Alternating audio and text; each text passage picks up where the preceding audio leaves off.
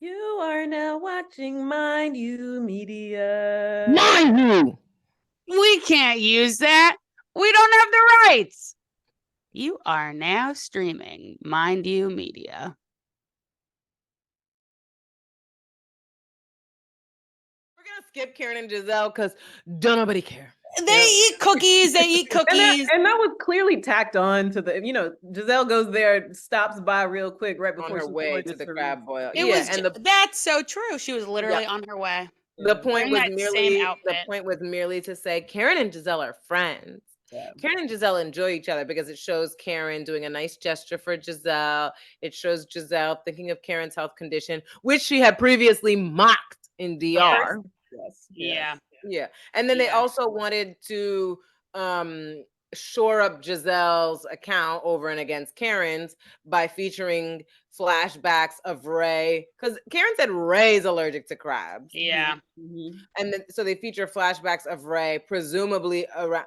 So it must be that Giselle related to Robyn and Charrisse incorrectly. She said Karen is claiming she's allergic to crabs because by the time it gets to Charrisse and Robyn, they think it's that Karen's allergic to crabs. That's not what Karen said. She said Ray is allergic to crabs. Who's the messenger? I thought, mind you, this is very in the weeds, but I thought that she said Ray is allergic to crabs, and then maybe what was implied was, so I'm not going to eat crabs and then go home to Ray. But they flashed back to Karen hosting a crab boil with Ray alongside her. She wasn't hosting a crab boil. That was not Karen hosting a crab boil. That was their little weekend getaway. That was the time when Gordon goes, yes, it was bigger. If you could have a tongue double the size. Oh God! Yeah, literally, like I couldn't even carry it out. Like it wasn't good enough. Oh my God! I'm taking back to that. I scandalized you for nothing because I didn't even deliver on the performance. Oh, just the invocation. Just oh my God! It was crazy. Anyway, it was that weekend. I think he has spent his time on the show since then, trying to rehabilitate his image. Yes, he has. He really has. Karen noted how uncomfortable she was there. She wasn't even trying to expose him or nothing. But anyway, if you recall, it was that weekend. So them showing that little flashback of Karen and Ray coming through the threshold, like into the kitchen, doing their cute little dance. It's like, shuffle. By the way, you fools, there's no crab easy at hand. Like somebody who's allergic to peanuts, the peanuts can be on a countertop across the room and they're not gonna die. So it could very well be that Ray is allergic to. I mean, was Ray invited to the crab boil is the other point, because no other partners of the women were there. That's true. All right, moving on. I believe that Ray has an allergy to crabs. He was not at the inaugural crab boil. Shellfish allergy. It's fine. Yes. Yeah. Very common.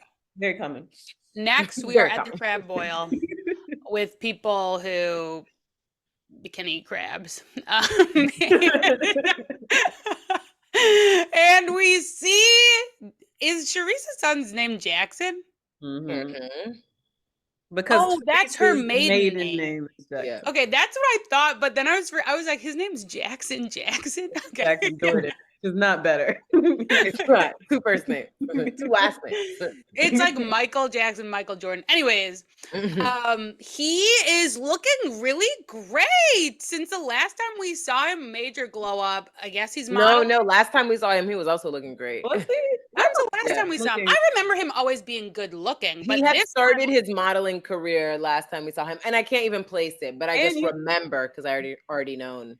But last time he had his little curls out, and this like little fade makes him look a little like mature, and I was like first trap. Right. He had a whole ensemble. Okay. Even in the rain. Okay. He had and to complete the trap, Charrisse knows what she's doing. She prominently featured a model ass photo of him right in the foyer. First thing you see in her household. Every time the camera tracks downstairs to pick up a new housewife, it's like, oh, look at Jackson. I remember the first time seeing it. I said, why does she have that sexy portrait of Usher on her wall? That's weird. Not 90s Usher on the walls. That would be so funny. I feel like I would like Charrisse more. Anyways, okay.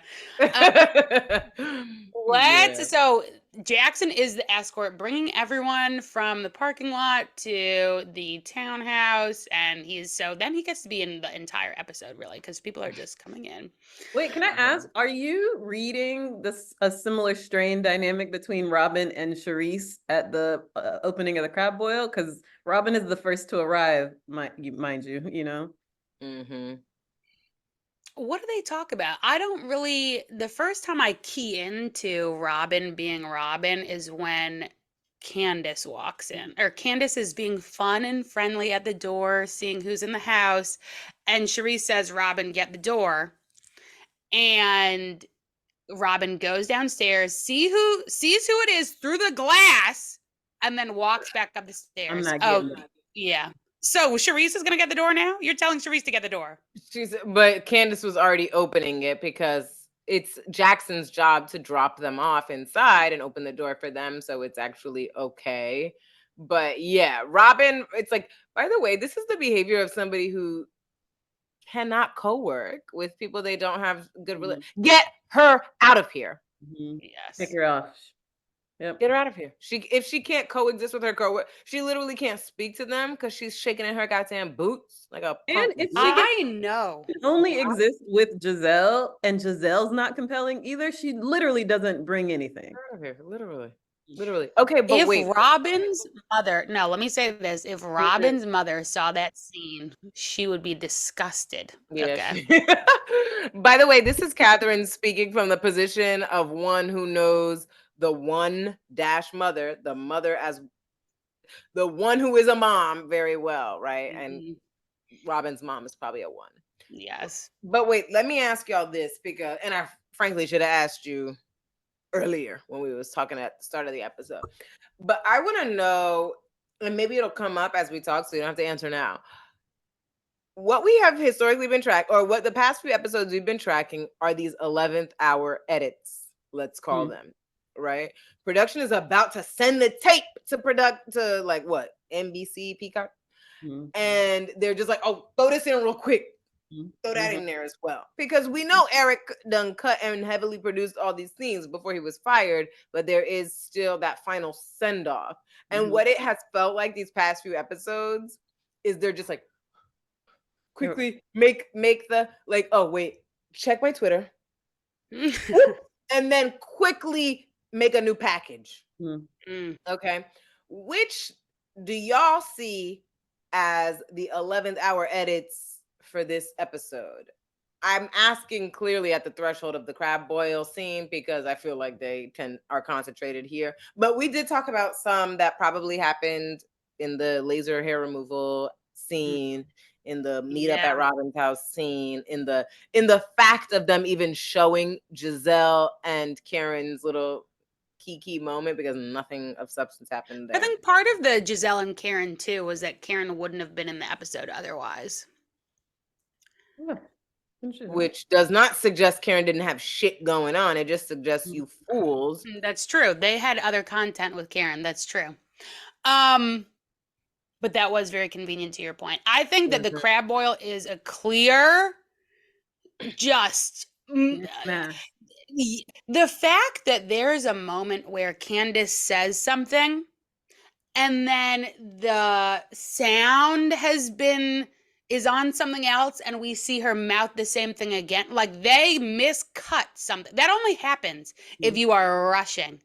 Talk about gaslighting. That only happens if you are rushing, she said. That only happens if you are rushing. Talk about gaslighting. We were sitting here like, my TV not working. Oh, the internet failing. The network is not. We all stream TV now, so you can blame the internet. It wasn't us. It was the editors. Yes. Yep. And that was at a climactic moment in the major fight of the show, the major conflict of the show. You have such a glaring editing mistake. Or not mistake. You know, like editing. Well, no. I think that what they meant to do was show someone's face in that moment. But it stayed on Candace. Because it would have been a face in response to Candace yelling something out. No, okay. The question is, to clarify for those who may or may not have seen the episode, like we're fast forwarding a little bit, but we'll go back to the beginning. Once they're at the table having the conversation at the crab boil, we won't talk about the details of the convo until we get there. Candace says something, and then the sound is totally off from the visuals. So mouths are moving like this, but the sound is disjointed. How does that happen? No, but she said, whatever her sentence is, said the sentence is call Ellen. Okay, that's not the real sentence, but she says call Ellen. Then it shows her face do it a second time, and we see her face saying call Ellen, but we don't hear the sound. Oh, so it's like almost like a what do you call it? Like a skip. Yes. So the sound is in other places, or so, you know what I'm saying? But the sound is not on Candace. So I think in that moment, it was supposed to show someone else reacting to the call Ellen or whatever the sentence was. They were supposed to.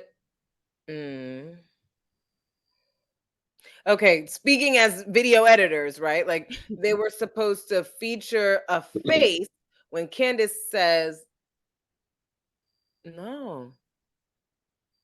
They were supposed to feature a face when Candace says, call Ellen? No, after that, when they were still showing her face. We see Candace's face say it twice. Okay, so they meant to put a reaction shot there, yes, which would have, it meant Candace wouldn't have a kind of soundless. And yeah, it's not like it's like, Kristen, I think to the question you raised, like I don't think that's on purpose. I think that's a rush job. Okay. Yeah, no, it was that would have never been on purpose.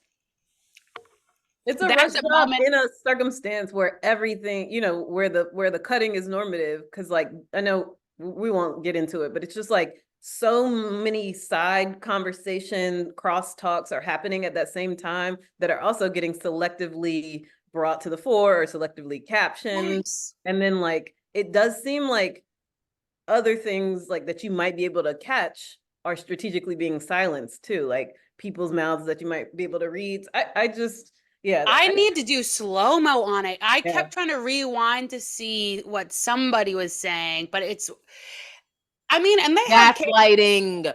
Yes. Okay. Quick anecdote. When I knew I was dating a narcissist, I said, I think I should start recording the combos. Yeah. Because when you find yourself totally disoriented and you need a record to keep track, that's how you know you're being gaslit. Yeah. Okay, gaslighting as production's dominant strategy. Sorry, what'd you say? No. That's the story of this "who the fuck did I marry" thing that's been prolific. Yes. Tubi already made a movie. Wait, what? No. Of the "Who Did I Marry?" I thought BET was gonna make it. I bet they'll make one too.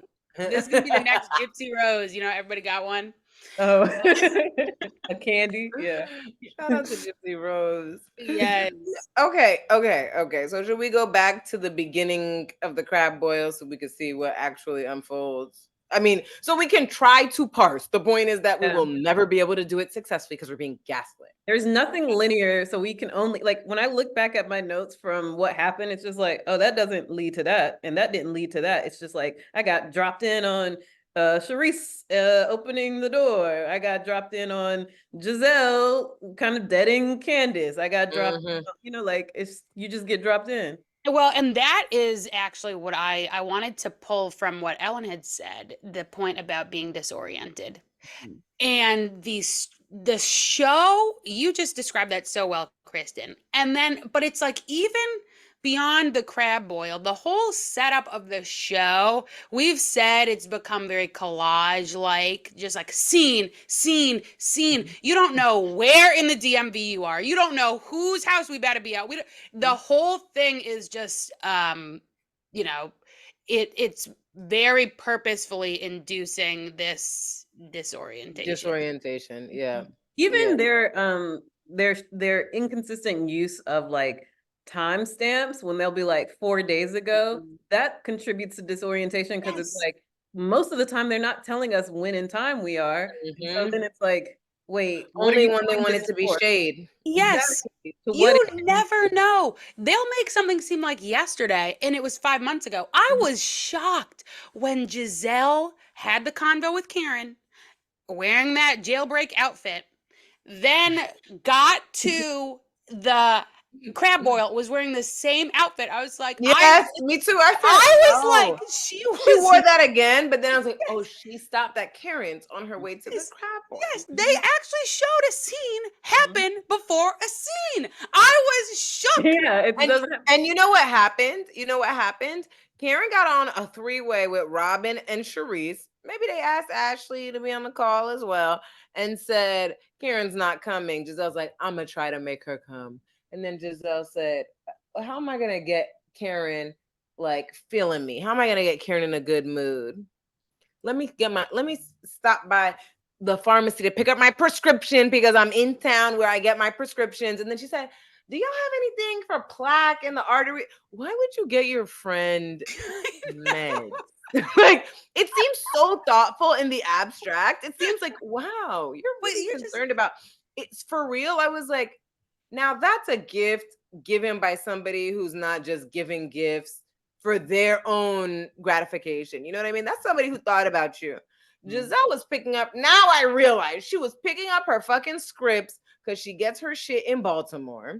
Wait, is that where does Charrisse live? No, she gets her shit in Potomac. She lives in Bethesda. She gets her shit in Potomac. Yes. Okay. So she goes to the pharmacist. Y'all got anything back there for what's it called? Plaque psoriasis? No. With a heart. Yes. Just anything that is safe for everybody. It doesn't have to be okay, thank you. Goes to Karen, goes, look, I was thinking of you. Yeah, it's really an emblem. It's like, girl, I'll tell you what supplements I take that I have chosen. Yeah, you're not just gonna start someone on a new supplement on a whim. Condition, like that's like Karen's like, thank you, girl. Pushes them into the trash. Yes. Slides up. No, that's where they go. I'll consult my doctor. But she only went over there to see if she could manage to drag Karen to this event so that they could confront Karen once again with this, like, you hate Charrisse. What's it about?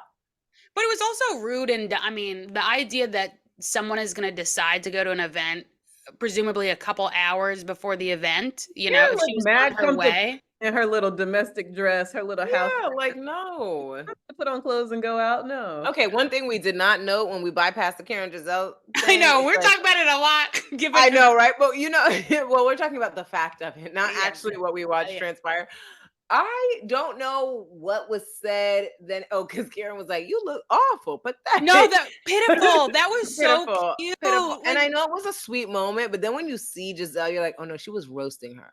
She was roasting her because Giselle didn't get to go to Cal or whatever to get her hair done. So she takes her scant edges and is just like clip, and then puts her half wig on. And you're like, Giselle, your edges are not substantial enough to make that blend. That's first of all. And she wore like a dress I wore in 8th grade from Old Navy. Like Old Navy has every year like a 4th of July line. It's the rugby dress. Yes. And nothing wrong with the rugby dress. I guess this is my version of it's off trend. It's well, that's what I was gonna say. This is my version of the luxury argument. It's like you knew you were gonna be on TV and you wore, you know, you recently bought that. Because Giselle thinks, okay, if I'm going to look like I have money, what do? Preppy?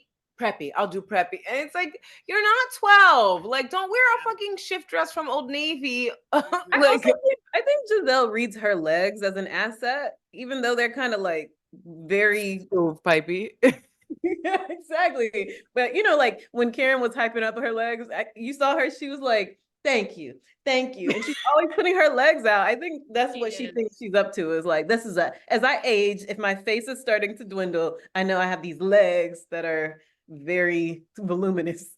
They're the stalks upon which her bullshit stands, so they better be strong for sure. But the real thing I noticed in that scene when Karen is pointing out how pitiful she looks, I said, oh, Karen looks a decade younger than Giselle. Like, you know, because every time when Candace first said neck to refer to Giselle. I said, I don't get it. Like I played along with it. It was cute, and I love identifying a body part. Identifying a body part as a way to identify you in your entirety. So I was like, yeah, neck. But I never understood. And then I said, oh. Then you see Karen's neck. Karen's neck is like my 30-something-year-old neck. Okay. Like it's. I'm going to have to rewatch. I don't know if I believe that Karen looks a decade younger than Giselle. Yes. I want to see the side by side in that. Not right here per se, but she doesn't look really significantly older than Giselle right here. It's because as you age, this is given the most telling. The neck is the most telling. I learned that on Oprah in middle school. Yes, Giselle. I mean, so Candace was watching that same episode. Yeah. Giselle is younger than Karen, and yet her neck suggests she's older. And Giselle is relatively, like I said, she's relatively fit. She may not be in the gym every day. She does swimming as her mode of exercise. But for an average woman in the world, she is, she's fit. The neck is older than Karen's neck. Yeah. The neck is the tell. The neck is always the tell with the age thing. Like people can staple and snatch the face, but the neck keeps the score, That's what they and I will say, though I'm not convinced in theory, I'll pay attention next episode. I will say that, thinking about season 1, it used to be like, okay, Karen's this old lady, and then Giselle's not this old lady at all. And the gap between their age is definitely, it's no longer like, oh, there's all this space between. And from whence that gap emerged? You know why that gap accelerated? I mean, okay. You're saying that the gap was significant before, which was merely reflective of their literal difference in ages, but now it seems to be reversing? Yes, I do. Yes. Bitterness. That's the difference. That's why Giselle, and that's what the difference between what started somebody, on our TikTok account, we were reflecting on a past, like season 2 Giselle. Season 2 Giselle was young, spry, hip, not as funny, but still like giving something. And somebody identified her as even bitter back then. You know what? Y'all are right, but it intensified in these past few seasons, and I think that's the difference. I think bitterness has aged a type that is supposed to have perpetual youthful energy, and 8 is supposed to be young forever, and yet. What is she bitter about? Is it just like, is it the existential loss of her, like, of her features, her looks as a calling card? Like, what is the substance of her bitterness? I have a theory. What's your theory? And it's consistent with... before you get to your theory, let me just say to that point, Karen, on the other hand, has let go of so much. Yeah, she's a picture of... Yes. You called her a transcended 3 last time. She is transcending. Like, she was holding on tightly before to these. But now she's just like, okay, let me live. Yeah. Let me let go of the elitism, especially. That is what, because Karen probably was never really elitist. Like, she picked that up to be on the show, and then she said, I'm betraying myself. Right. And she said, enough of the lying to myself, which is, of course, the 3s. You know what? I mean, I think to some people paradoxically, but what really also helped Karen not seem so old and aged was when she took her breast implants out. Like, she started looking like a real older woman, but somehow, like, you saw the little Ray and Karen walk down the hallway flashback. She's so snatched. It's like she's just like a well-kept, proportionate looking woman who doesn't, she's much happier. Yeah. They like wait for her. Okay, this is my theory though, and it helps account for some other things we witness about Giselle, aka her prime targets. Every time Jamal has cheated on her, it seems to me, he does it with a woman that is darker than her. Okay. Yeah. Guess who he's dating right now? He's dating who? The famed, beautiful, rich, dark brown songstress. Kristen's Googling it. I'm literally.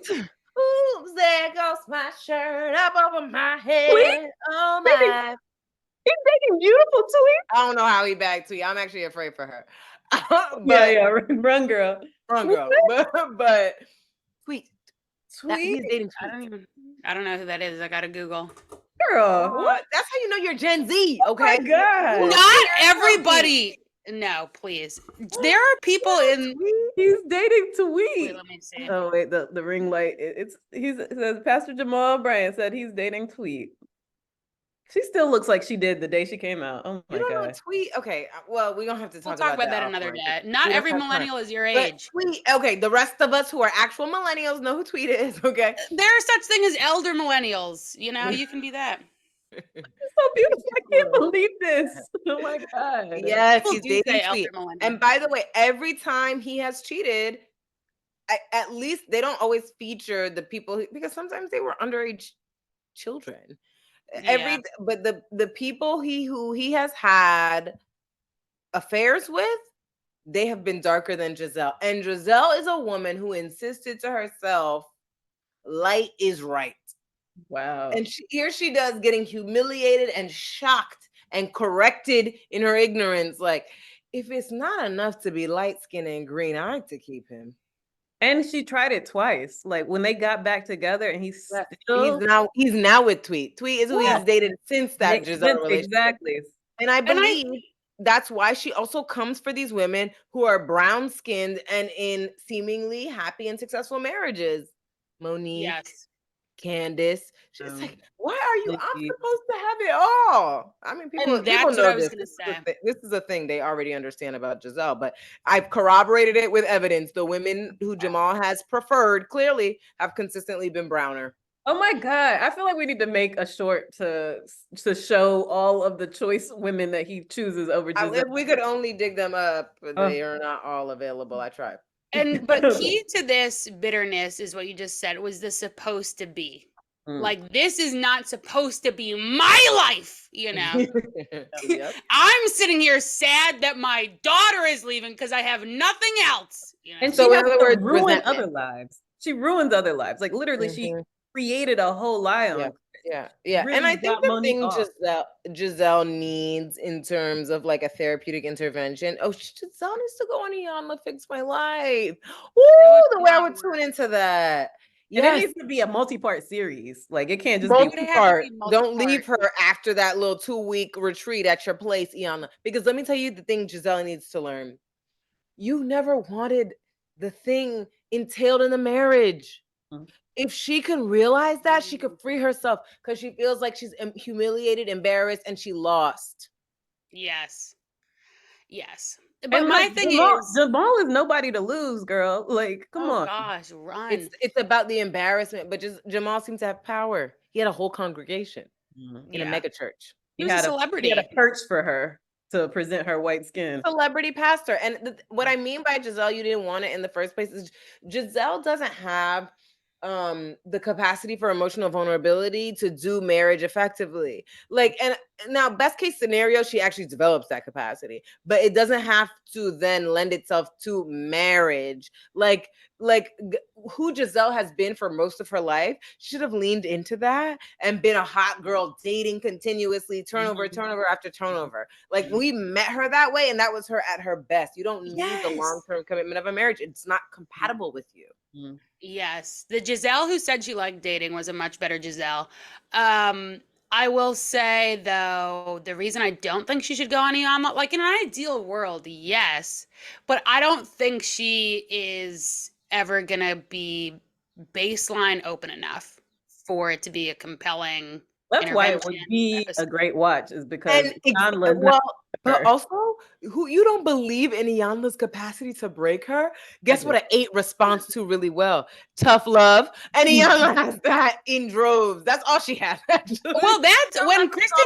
She only got the tough kind. When Kristen brought up the multi-part episode, there's more promise, you know, over time to break her down. No, you've never watched Fix My Life. It's not just one episode. That's true. I have watched it many times, but it was many moons ago. It was just Charrisse's that was one episode. It was just like, oh no, like that episode was like, reality TV has undermined my love for myself, and it was her. Well, you know, I think a lot of the times, actually, the celebrity ones I saw were one episode, but the real ones with the whole family trauma and the families Like involved. Keisha Cole's family, that was like maybe multiple seasons, like Yeah. and stuff. Yeah. The family ones. Now I'm missing that show. That was a I good show. I love that show. Let's pivot to Young Love because we're gonna get substance at least. Yes, we will. Yes, we will. Yes. All We'll right. get conversations and confrontation from Ian. Totally forgot that there was a crab boil going on. Apparently, they wasn't seasoned right though. Yeah. Okay. apparently. Should we just like dump our takes? Yeah, Let's do it. dumping Beginning takes. to end. Let's get them out. Charrisse hired white people to do the crabs. That was clear. I suspect Ashley was trying to flirt with Jackson on her way into the house. Ashley remains tacky and will always be. Oh, I like how we're going. So I'm also gonna say NECA will never be the Grand Dame. So embarrassing, goofy clown to come up to the house wearing a tiara and the sash. And I've done a costume before where I said, I don't know if this will hit. I'll make it quick to rip off so that no one knows. But I imagine she had that moment in the car and she said, I'm a soldier on. And then she goes in and it was horrible.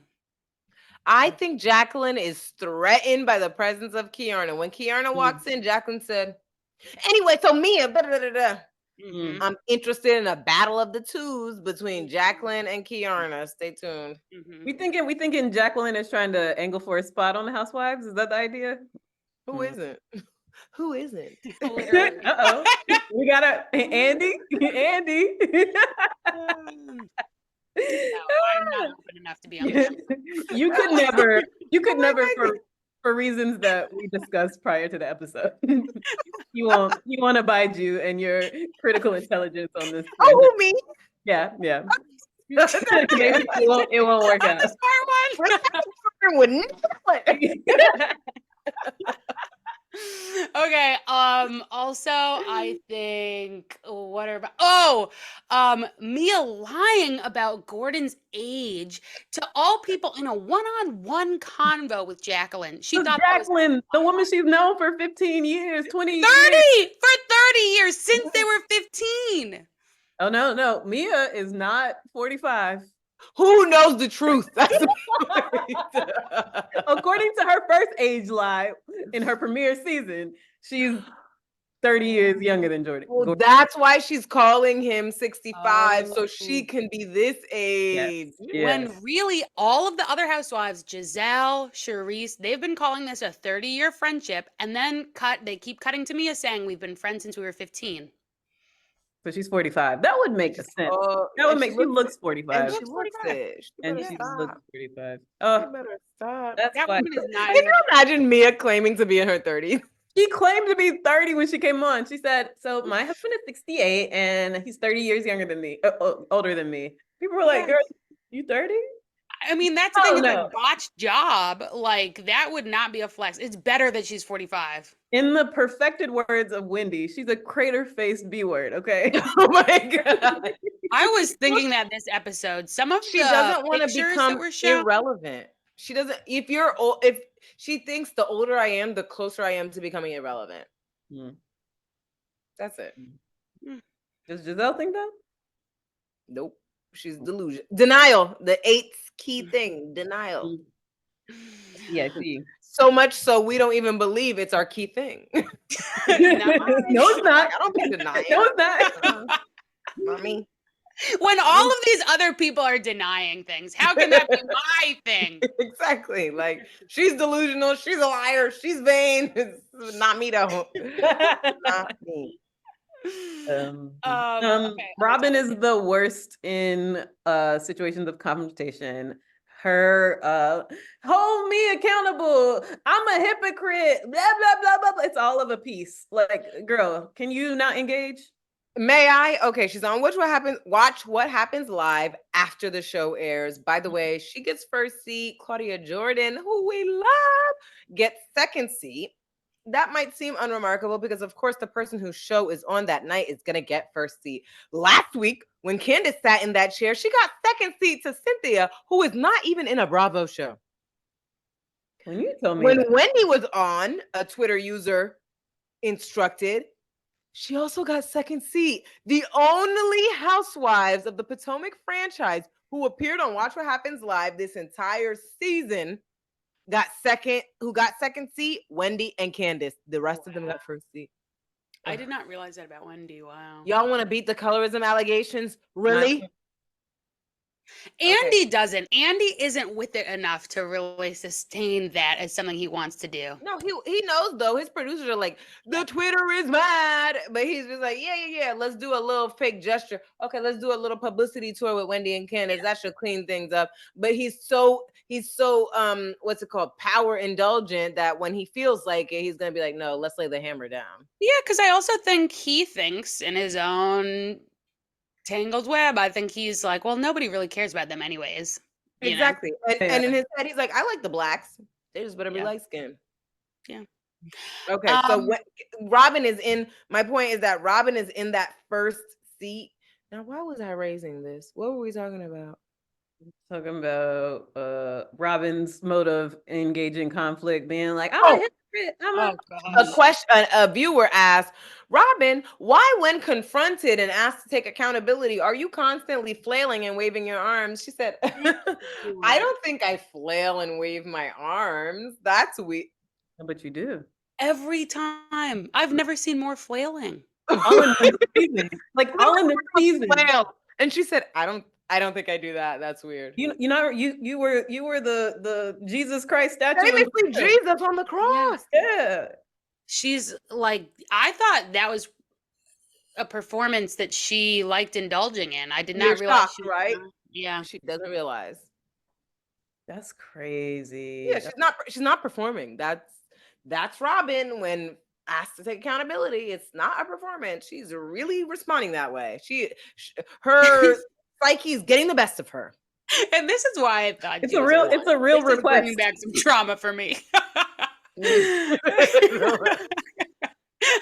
this is crazy. Yes, and that's why and Robyn's not even a one. She's just been socialized by one. Well, and the one goes to 4 in distress. It's funny. I mean, like, just if we take her statements now as actual utterances that are earnest, she's like, hold me accountable. It's like, please, Candace, come rescue me. Hold me accountable, please. Because like Giselle's not unconscious request, actually, an unconscious wish, right? Yes. That's what you're saying. But you know what? Okay, back to this. The 1 goes to 4 in stress. Mm-hmm. So Robyn is none other than the manifestation of her mother's unhealth and stress. Ooh. Yeah. So, that makes me wonder what life was like in her household coming up. Now I can really see. Before it was so opaque, Katherine, you might need to make us a video tutorial about life with a one parent. Yes. And so because of that, I was very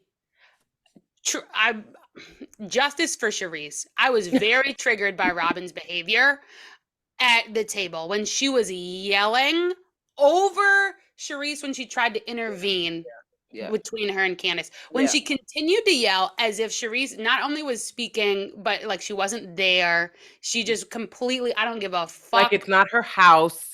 Yes. Like her kids are downstairs. Her kids are downstairs. Yes. Like I didn't just spend money. Like I didn't produce this whole event. You're going to sit across from me and yell over me. Oh my gosh.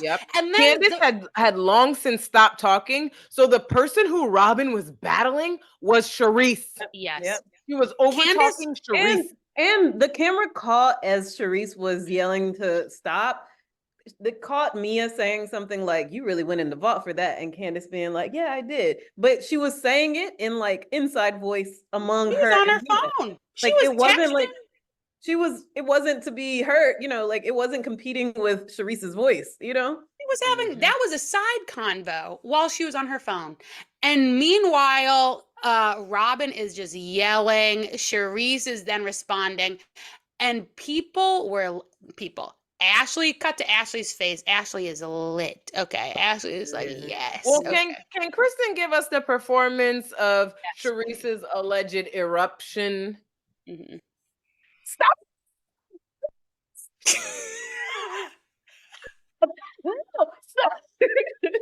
You have to start crying as well. No, I can't do that. I can't do. I didn't know that was part of my. I would have had to go to that place in my practice.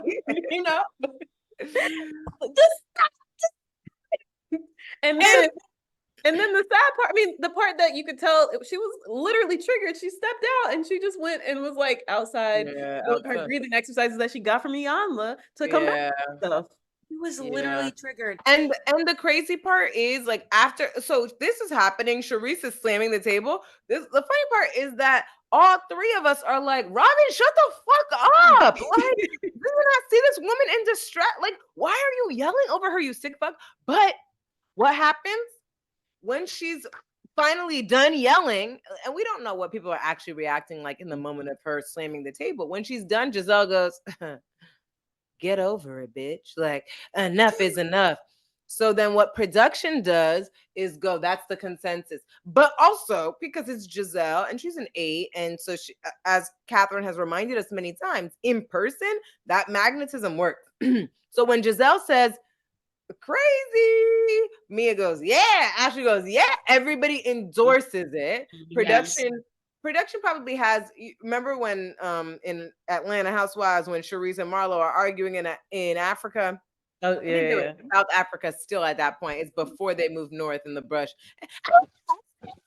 And what you notice, because as many times that I've rewatched, gone through my RHOA. It's not that they do that as many times as you think. Production replays it multiple times to make them look I'll never forget that discovery, that inaugural discovery of production's manipulation. Dirty hands. I was like, oh, they haven't said that 600 times. They didn't. They just replayed it. And then every time they went into flashback, they replayed it again. So we go, wow, just for 40, those psychopaths just glitched for 40 minutes.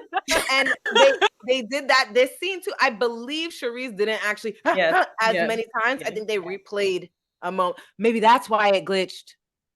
Yeah. Because one of the like slammings was parallel to when Candace was speaking. That makes sense.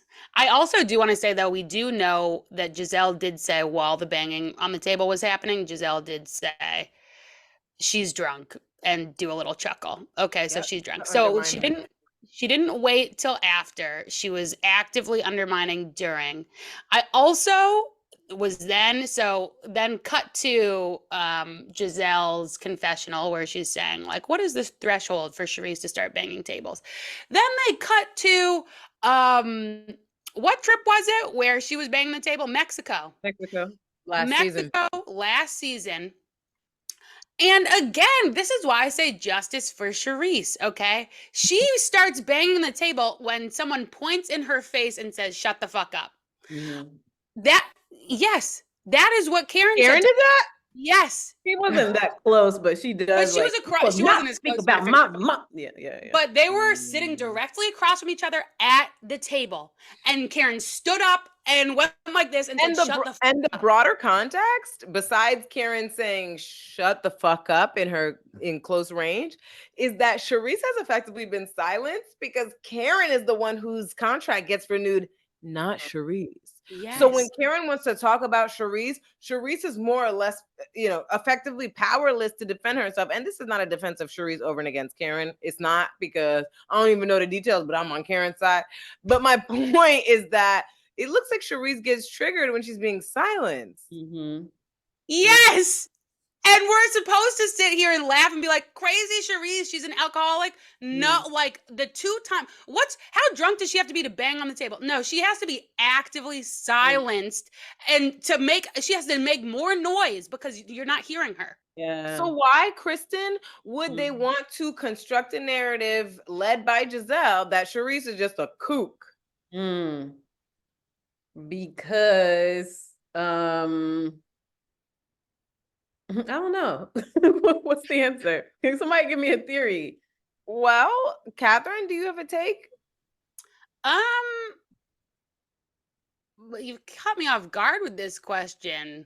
I think Say it again. Well, Say it. Ask it again. it's Ask in it again. defense of Robyn. Surely What? it's Yes. What's the value of undermining Right. Charrisse's eruption? right. Surely it's in defense of Robyn because no one could be that animated by Robyn's bad behavior. You Yeah. know, this That's is just why Giselle chimed in. It's like because she could see Charisse was getting mad at Robyn.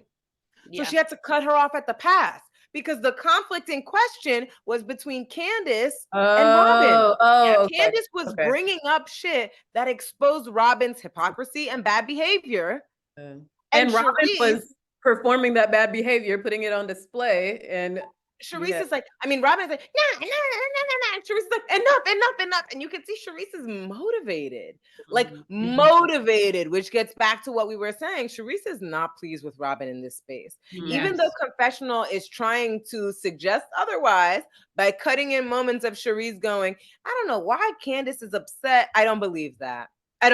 First of all, we know the confessionals are filmed in the future. I think by then, Charisse had been recruited to take up the company line. Why is Candace just looking for any excuse to be mad at Robyn? Well, what we see before our eyes, clearly, Charisse, I will not accept that Charisse is crazy. Okay, she's emotionally sensitive, sure.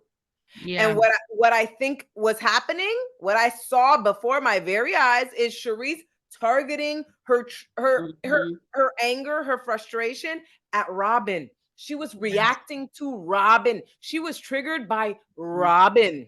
Yes. And maybe it's like if part of what we're saying Charisse is getting triggered by is being silenced. Maybe it's also like she's seeing one of y'all said this just recently, right? Like she's seeing Robyn like blind herself to Juan's bad behavior, and that's triggering to her potentially as a person who participated in her own, not seeing Eddie's bad behavior. Yep. And as a person who's activated by her treatment with Iyanla, to say like, we need to stop doing this, like devaluing ourselves, diminishing our self-worth in pursuit of a man. Like we're pursuing, because we should all watch and discuss Charisse's stint on Iyanla. But if you ask me, and we want to do a reading of what Charisse and Robyn have in common, they pursue men who will not, who don't even have respect for them, right? As an expression of their sense of themselves. The men are symptomatic of how those women view themselves. And Iyanla said that to Charisse. Yep. Okay. And Charisse has, it seems like, lived with, this makes me wonder, like, during that time where Charisse was off the show and, for instance, going on Iyanla, I wonder how much she disclosed or confided into Robyn, because it makes me also wonder, like, are you getting triggered by Robyn if she was there with you, supporting you going through the process of like doing the divorce, like confronting the parts of herself that she hadn't been confronting? Like it would feel like a betrayal to Charisse that like, Robyn, what did you do? It's almost like she's saying, wake up, you were with me when I just went through it. Parallel lives. They're both married to former NBA players turned coaches who were cheating. And they met in that context. Oh, yes. Publicly. Yes. Publicly, and are being spotted. Like when Juan started being spotted out with the women, it's like, okay, this is like Eddie living with a whole other, family, like cultivating a whole other family in another state. And I want to say back to the for Charisse. You're right. Exactly. I'm glad you're on the train. I am glad you're on the train. I will finally corroborate Katherine. I would die on that hill. I don't need y'all. I would die on the Justice for Charisse hill. But I don't need y'all. But I will say, to the point of why it serves, everyone for Charisse to be the kook, right? If it's not this conflict between Robyn and Candace, but then it's also this conflict between Robyn and Charisse, right? It actually goes back to what Karen was saying in Austin. Robyn, you are dividing the group. That she is more divisive than we've been allowed to see. And it's it's passive too, so that's probably more crazy making. Yeah, but you know what I would insist? It's the divisive one is actually Giselle, and Karen is loath to put as much as Giselle's actually responsible for at Giselle's feet, because she still nurtures this like tender feeling for Giselle, right? So she'll hold her accountable in some respect, but she's not giving her enough credit for what she's fully behind. Like there are moments where Karen will do it, but not fully, right? So it's like I'm not surprised to see her displace the responsibility onto Robyn, and it's also probably because she doesn't respect Robyn. It's like you just Giselle's little bitch baby.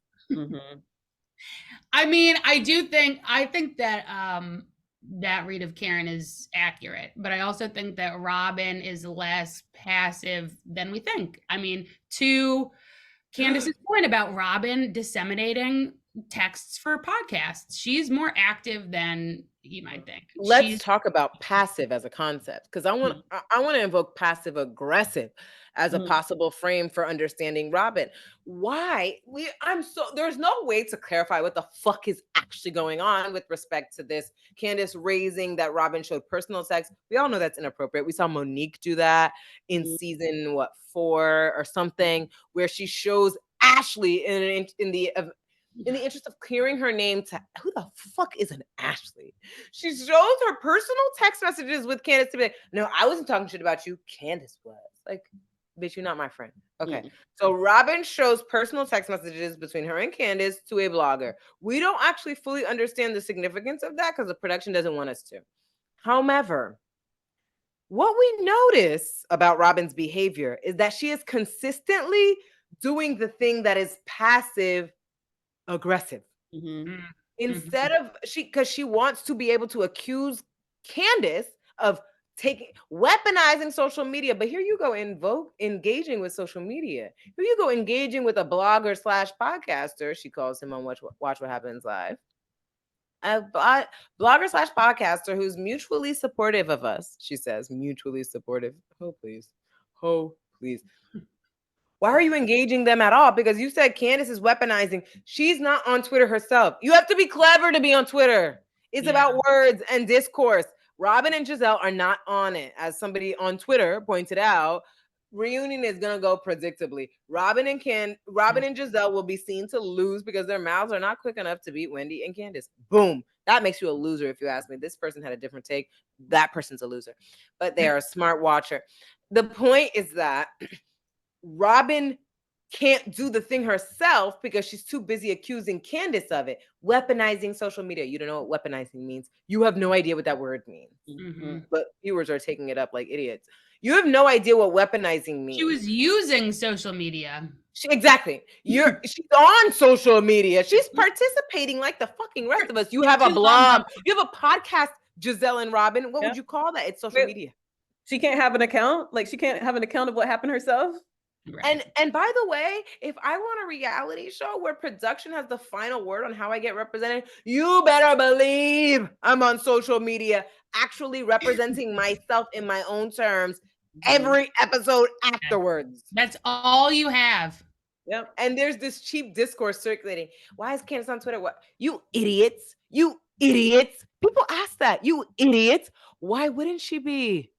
She doesn't edit. She doesn't produce the show. All she can do is represent herself. And if in the final analysis, production decides to give her the villain edit, you think she shouldn't be on the internet representing herself on her own terms? Before all of that, if you are being talked about on a platform, negatively or positively, you're going to be on that platform. That's just an absurd thing to say. Like, why is she on Twitter? They have a podcast.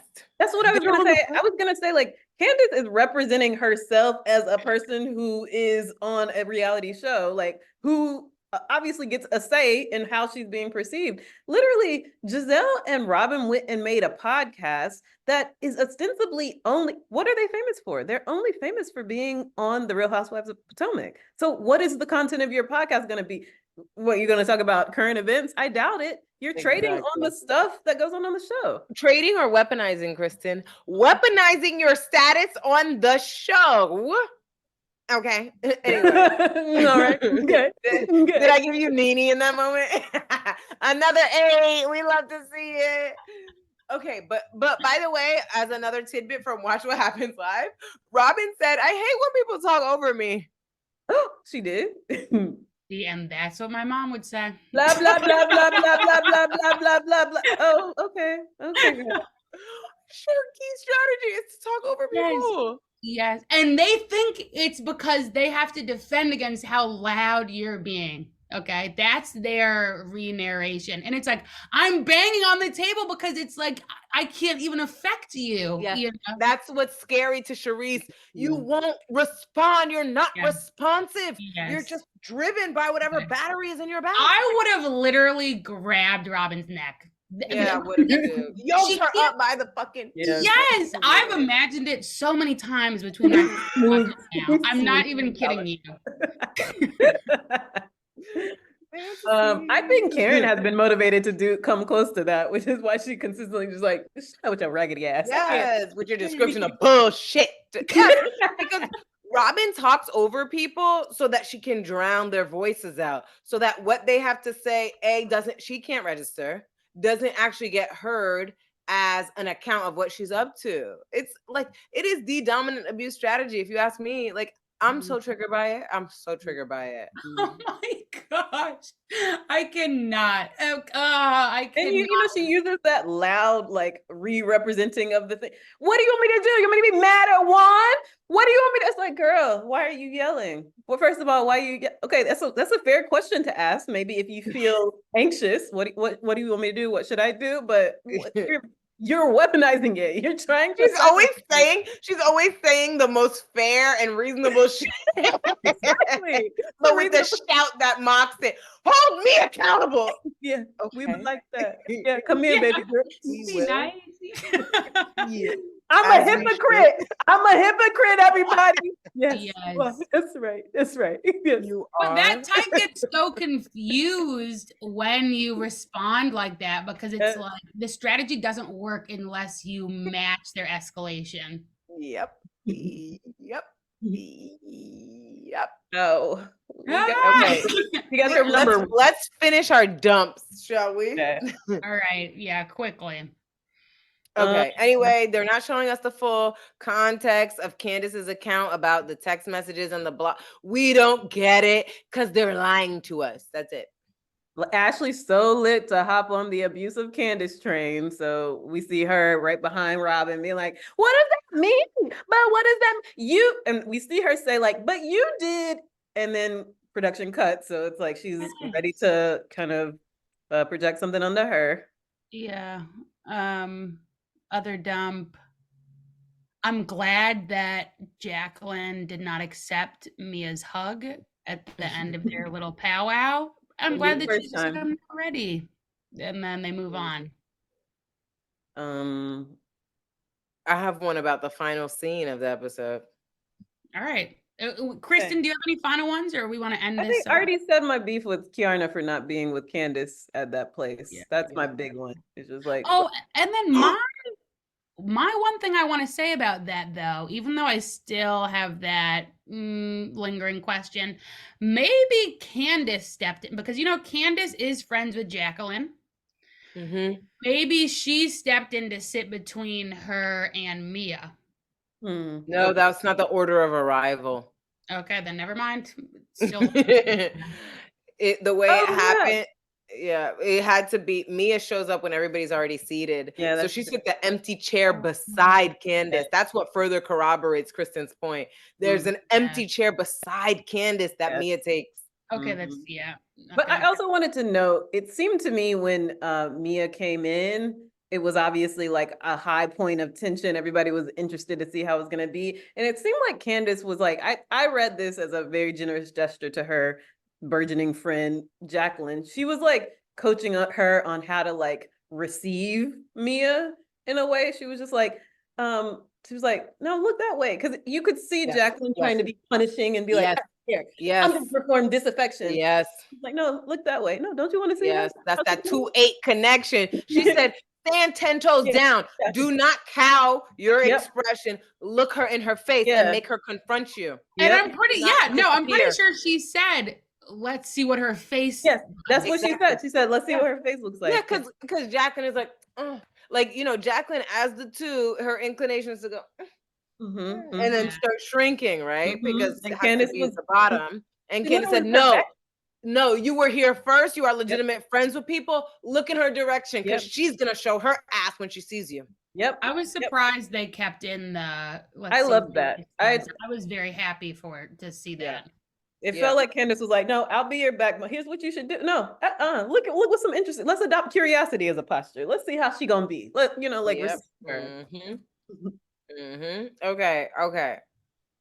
All right, your final dump. Wait, one more thing before the final scene. Kristen, you had an observation about the crabs. The literal crabs on the menu. What'd they do?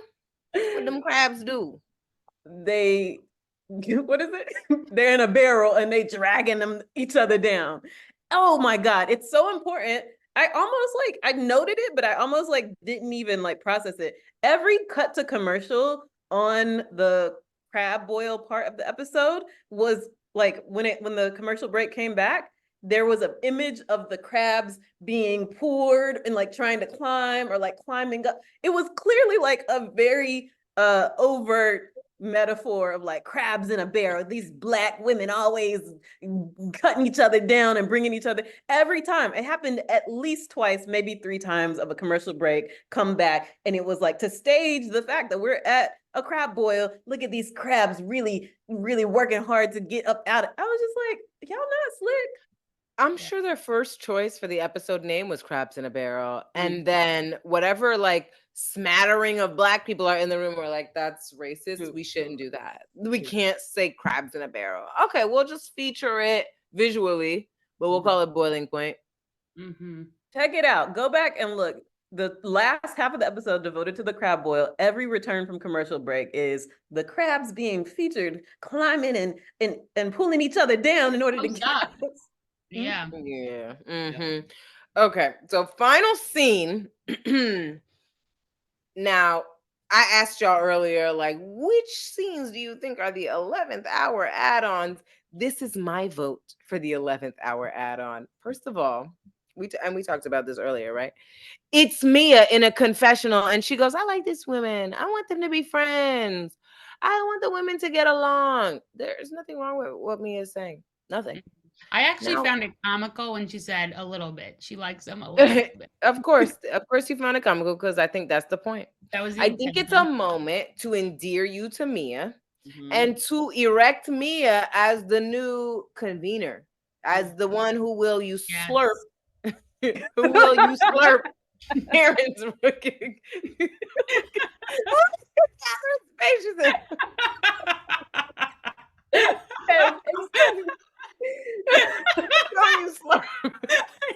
Talking about scandalized. I'm never gonna say it differently going forward. From henceforward. From now on, don't ever say you serve, okay? It's you slurp. Shout out to Michael Scott of The Office because that's what got that from. Because there's an affective resonance about slurping. It's you're so thirsty, you're trying to get out the power. It's for thirsties. You slurp. You slurp. They would like for Mia to use slurp Karen, okay? I mean, and that's not their plan or ambition. They just checked the Twitter feeds and said, the people like Mia, or the people prefer Candace and Wendy, but they said, can't fuck with them. We are going to pursue the attempt to get them out. So who's next up? Mia? The people are happy with Mia. A few episodes, a small amount of people are happy with Mia. Boost her. That's why she got first seat.